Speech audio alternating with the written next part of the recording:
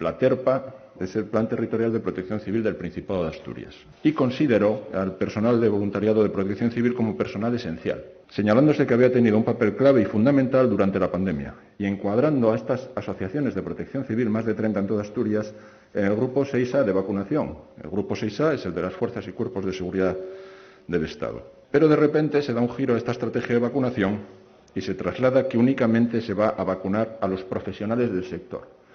En protección civil hay 20 profesionales. O sea, la diferencia entre el profesional y el voluntario es que el voluntario no cobra sueldo y el profesional sí, pero hacen prácticamente las mismas tareas. Entonces se vacuna a 20 profesionales de protección civil y se deja sin vacunar a 750, que son los voluntarios. No sé el criterio científico que marca la diferencia entre vacunar a alguien que cobra un sueldo y a vacunar a alguien que no cobra un sueldo pero hace la misma tarea. Aquí no hay un criterio científico, obviamente hay un criterio político.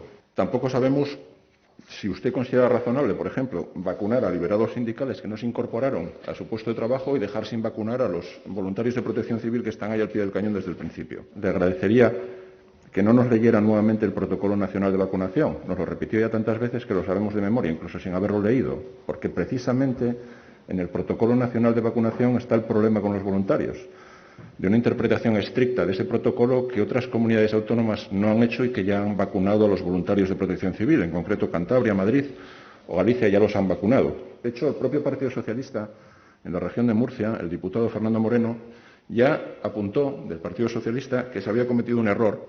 También el portavoz socialista en la Comisión de Sanidad y Política Social de Murcia, el señor Peñalver, asegura también que se cometió un error en relación a estos voluntarios. Incluso en Burgos, el concejal de Salud del Partido Socialista también afirma que es inconcebible que un colectivo haya participado de manera activa desde el principio de la pandemia se quedara fuera por la mala interpretación de la estrategia nacional. Pero su gobierno se comprometió por 3 veces con estos voluntarios de protección civil a vacunarlos y no lo hizo. Parece surrealista que un personal que atiende y asiste en las listas de vacunación no esté vacunado, está exponiéndose constantemente a estos riesgos. Trasladaron a enfermos para administrar vacunas a domicilio. Están en estos grandes espacios junto a la policía y a los sanitarios y entregaron comida a domicilio en los casos positivos de coronavirus.